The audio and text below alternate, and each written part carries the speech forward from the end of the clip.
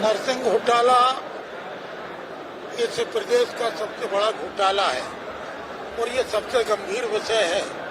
ये न केवल नर्सिंग छात्रों का मामला है बल्कि प्रदेश की स्वास्थ्य सेवाओं से जुड़ा है, जिससे 7 करोड़ की आबादी प्रभावित होती है।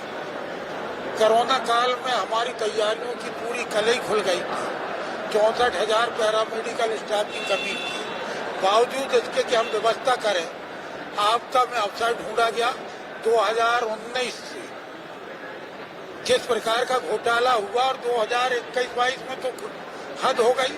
सिर्फ 1 साल के अंदर 219 कॉलेज बढ़ गए फर्जी तरीके से। जहाँ बिल्डिंग नहीं वहाँ कॉलेज है, जहाँ स्कूलों में कॉलेज है, उसकी जो मापदंड था कि मान्यता मिलने का जो मापदंड था, कितना भूखंड होना चाहिए, उससे 10 गुना कम पे भी आपने मान्यता दे दी। क्या चर्चा हुई है? विपक्ष क्या चाह रहा है? विपक्ष चाहता है कि संबंधित जो भी अधिकारी रहे और मंत्री रहे, दायित्व तो मंत्री का है, मंत्री को स्वेच्छा से इस्तीफा देना नहीं चाहिए, नहीं तो सरकार को कम से कम जवाब तलब करना चाहिए।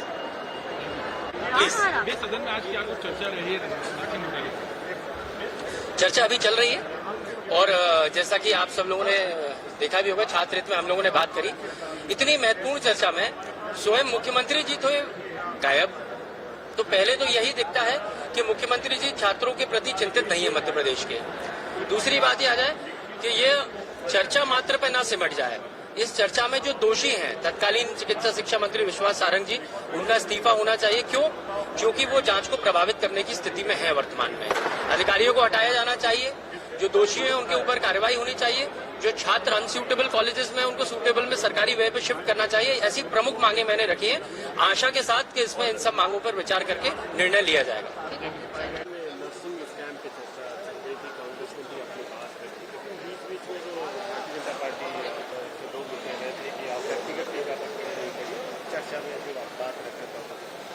क्या कुछ बातें थी जो आपको? मैंने सदन में ये बात स्पष्ट भी कही है कि मैंने जो भी वक्तव्य दिया है, एक एक बिंदु तथ्य के आधार पर दिया है और हम ये बात स्पष्ट कह रहे हैं कि मध्य प्रदेश का नर्सिंग महाघोटाला व्यापम पार्ट 2 के रूप में है।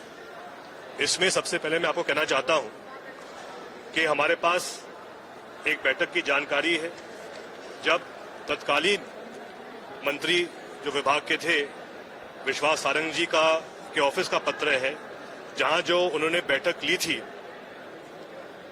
जबलपुर आयुर्विज्ञान विश्वविद्यालय की, जिसमें वो लिखते हैं, उनके ऑफिस पत्र लिखता है कुलपति जी को 15 दिसंबर 2022 को, और उसमें चौथे बिंदु में कहता भी है कि जो नर्सिंग कॉलेज 2020-21, 19-20 और 21-22 में अमान्य घोषित हुए हैं, उन पर पुनः विचार किया जाए। इस पत्र के 1 सप्ताह बाद मले नर्सिंग कॉलेज, जिसको लगातार 3 या 4 साल मान्यता नहीं मिल पाती है, मंत्री जी के पत्र के 1 हफ्ते बाद मान्यता मिल जाती है। आज इसी कॉलेज का मालिक जेल में है। यही नहीं, मंत्री जी के उस पत्र के 1 महीने बाद परिषद की बैठक होती है जनवरी 2023 में, 21 और अमान्य कॉलेज को मान्यता मिल जाती है। पुनः फरवरी 2023 में एक और बैठक होती है, जिसमें 17 और अमान्य कॉलेज को मान्यता दी जाती है।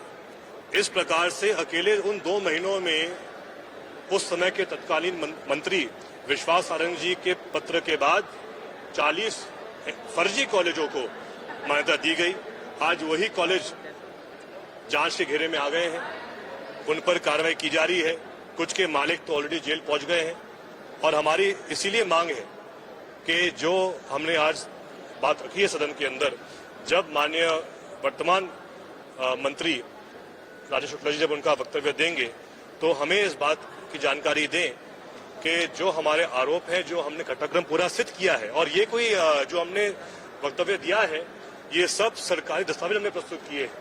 सब या तो मंत्री जी का अधिकृत पत्र है, या तो विश्वविद्यालय के अधिकृत जो नोटिफिकेशन है उसके माध्यम से दिया गया है।